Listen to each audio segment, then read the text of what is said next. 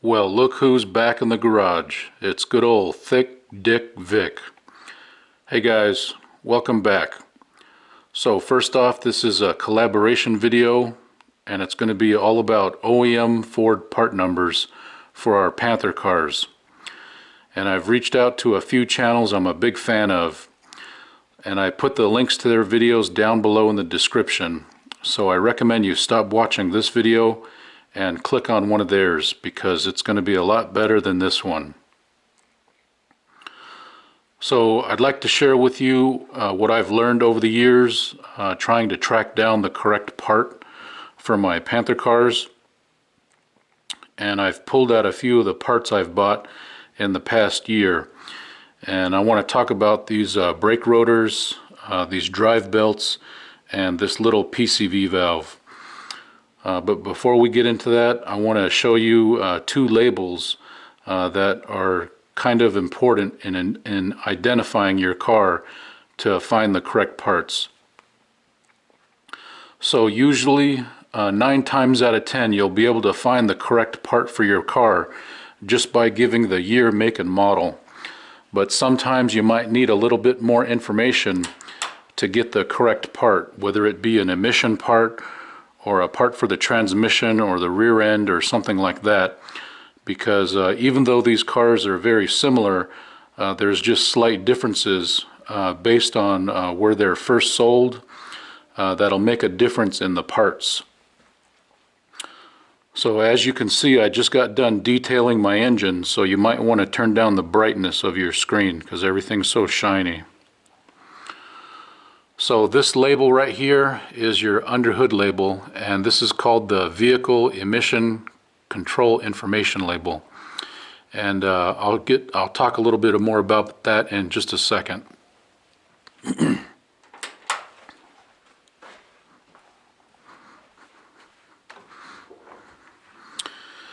And this label on your door jamb, I like to call this the Federal Motor Vehicle Safety label. And I'll talk a little bit about this label in just a second.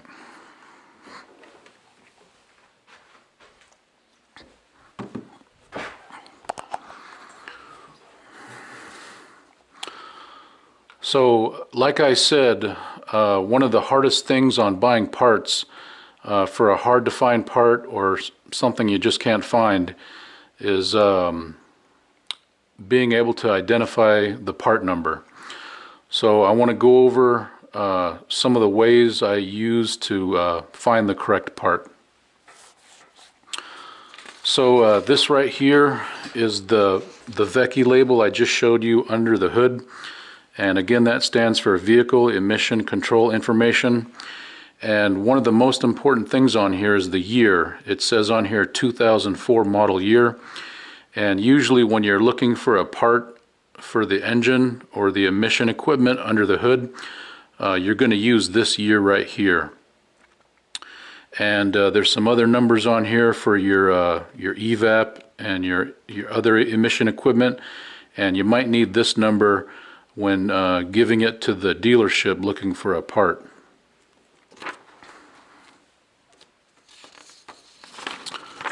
Now this label right here is the one in the door jamb I just showed you. And you can see there's a date on here of November 2003. And usually this means the build date, and that's when it rolled off the assembly line. And that date can be used to find out if your vehicle is involved in a recall or on a specific part where they installed they may have revised the part and there's a new superseded part, and they need to know the build date of your car. Now down here are these little cryptic codes, and they've got everything in a secret code, and so you've got to be able to uncode this, and usually you can do that with a quick Google search. And just for example, this right here shows you my paint code, and it's TV, and my axle code is 58, so that tells you that it's an open differential with a final drive of 273 gear ratio. And TR stands for transmission, and this is an H, So this has a 4R70W, and I forget what SPR is, and it tells you the interior color, the color of your interior parts. So this is another good label to look for when you're looking for specific parts.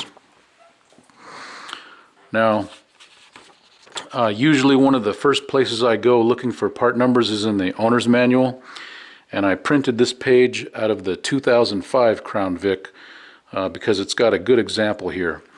So as you can see, for these common parts like the air filter, the fuel filter, the battery, and the oil filter, it's got a part number listed right here. But when you get to PCV valve and spark plugs, it's blank, and it just gives you a footnote, and then you've got to go searching for the correct part based on the region in which your car was sold in. So another resource you might have is having one of these old paper manuals, and I don't recommend this one. It's not very good, but I got it for $5, so it's kind of neat.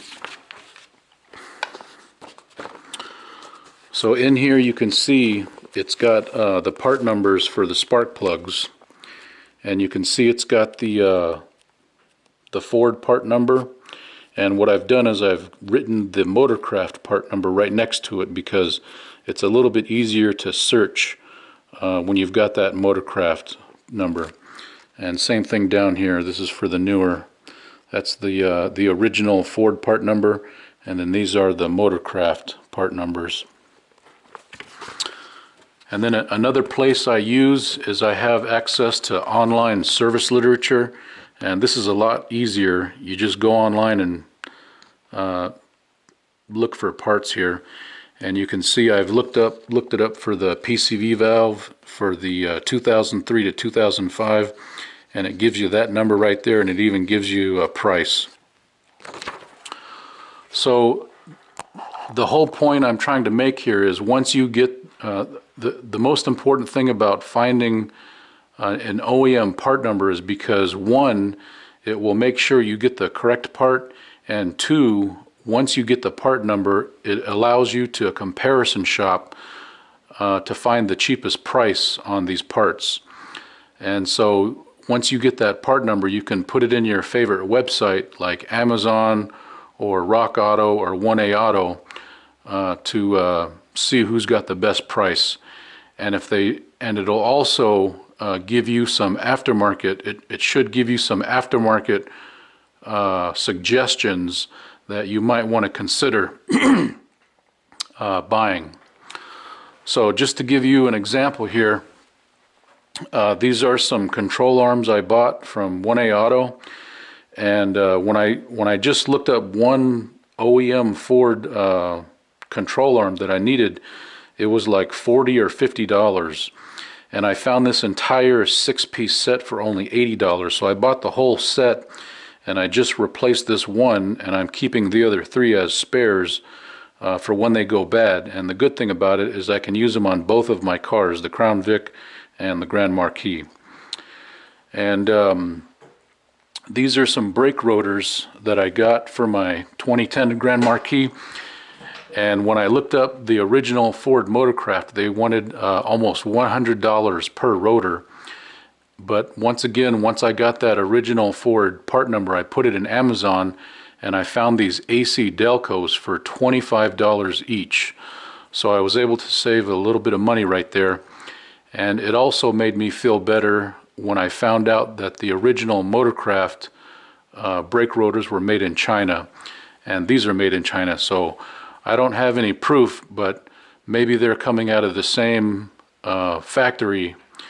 And the reason why the Motorcraft ones are more expensive is because they give you that 2-year unlimited warranty. And of course, there's no warranty on these ones. But they've been installed for the past 2 years and about 20,000 miles, and I hadn't had any issues yet. So I'm kind of a fan of these cheap brake rotors. Now this right here is an OEM Motorcraft drive belt. I got this for my 2010 Grand Marquis, and this was $30. And this is the part number right here, the JK6-926. That's the motorcraft number.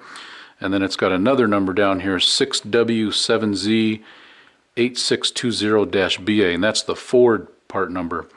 And once I got a hold of those, I was able to do some comparison shopping.